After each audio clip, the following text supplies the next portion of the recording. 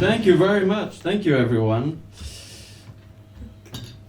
The biggest actual prison in the world is El Salvador's brand new mega prison in Tecoluca. The biggest emotional prison in the world is right here. Okay? Doubting yourself, criticizing yourself, that's a mental mega prison.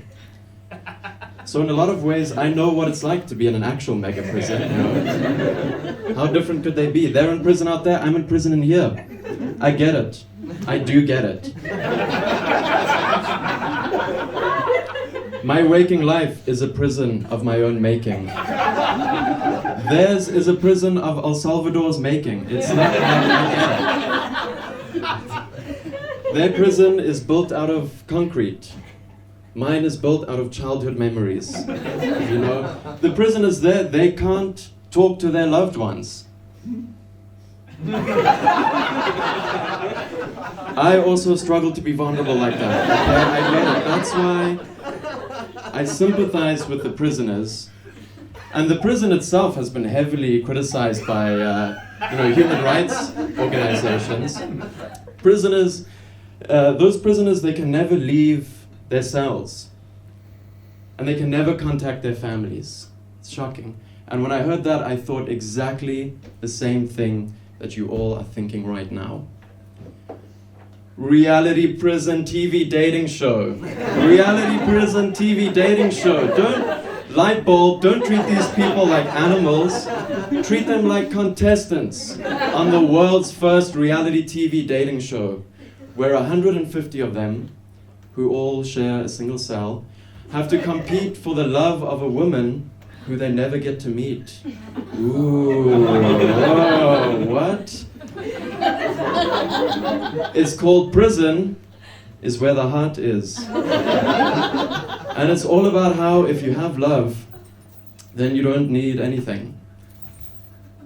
Anything at all. That's no basic amenities, just the love.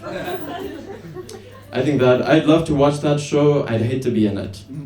You know, I think I'd hate to be an actual prisoner. I think I'd have a horrible time. Someone was telling me the other day about the prisoner's dilemma. You know what that is? The prisoner's dilemma. It's a classic game theory problem where two prisoners have to decide to cooperate or betray each other. That's the dilemma. Cooperate or betray. But I think for me, if I was a prisoner in El Salvador, my dilemma would be join a gang or kill myself. I think that those are the only. I'm not the kind of guy who has a lot of options in prison. I'm not going to flourish. I don't flourish outside of prison. I'm not going to go to prison and come into my own. You know? And I don't think anyone is going to want me in their prison gang, guys. I don't have anything to contribute to a prison gang. I'd have to lie on my CV just to get the interview. And that's probably not even how recruitment works. You know, that's just how little I know. That's how bad I'd be. I'd write a cover letter.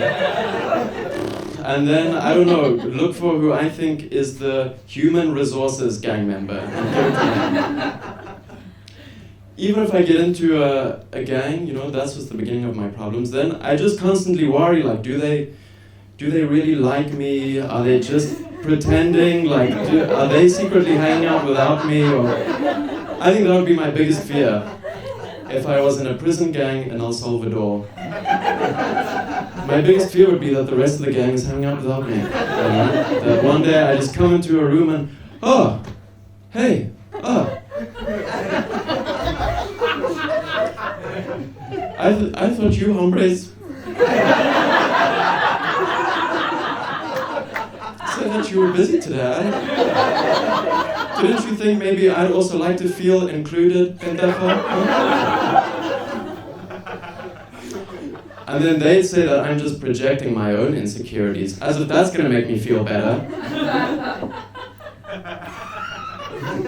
You know, that's what I do. I overthink, and I convince myself that people don't like me, you know, and I push them away. But you can't, you know, you have to learn how to love yourself before before you can be in a prison gang. Exactly. So keep that in mind, while you're navigating your own